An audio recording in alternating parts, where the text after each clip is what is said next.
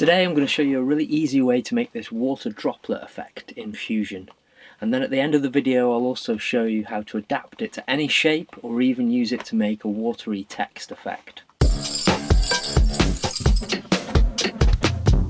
So we're in the Fusion page and I've just got a few things already set up in here. So we've got a multi-text just merged over the white background here.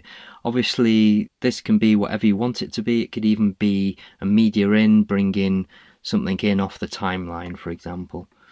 So let's set up our initial effect, which is actually quite simple. All we need for that is a displace node, and we're also going to use an ellipse. So let's just resize our ellipse. We'll make it a little bit smaller and then we'll hook these up. What we want to do is we want to take another output from this merge and pop it into this yellow input on the displace. Then the output from the ellipse will pop into the green input of the displace. Then we'll take an output from this displace and pop it in here so that it merges onto the node tree like that. Finally, we're just going to take another output from the ellipse and pop it into the merge mask like that, just to keep everything contained within this shape. Okay, so now we need to just set up our displace node. I've already worked out some settings ahead of time that I think look good for this. So those are -1.1 for the offset, -1.41 for the refraction strength. Light power we're going to have at 6. The light angle we're going to have at 90, and the spread we're going to have at 2.3. And that gives you this, which already has quite a nice kind of like water droplet look to it. But we can go quite a lot further than that with some extra details that we're going to add to this. So the first thing that we're going to do is define the edge of this a little bit more with a nice sort of soft inner shadow with a blue tint to it. So the way that we'll do that, let's just make a little bit of room here.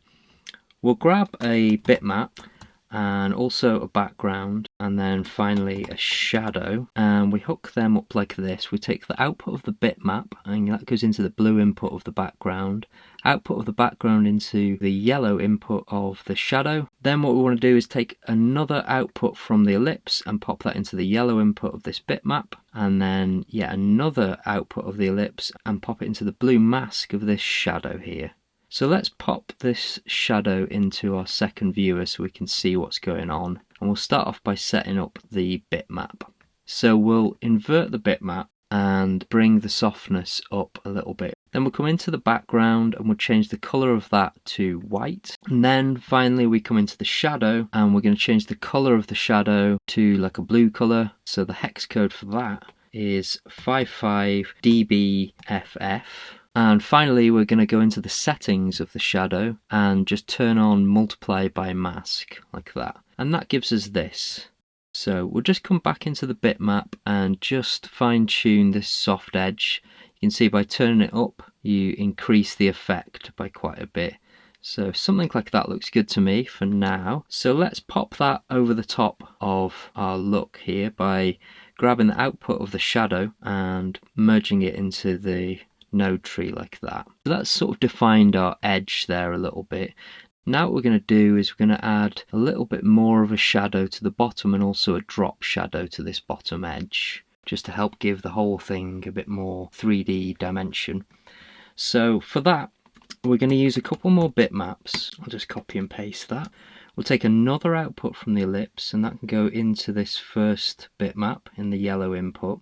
Then we're going to take an output from this top bitmap into the second one. We're also going to take a second output and pop it into the mask of this second bitmap. Then we'll take an output from that second bitmap and that can go into the background here so that we can get the color that we want. When you connect two bitmaps like this, it opens up an extra option in the second bitmap called paint mode. So we're just going to change that to subtract. So one bitmap subtracts from the other bitmap.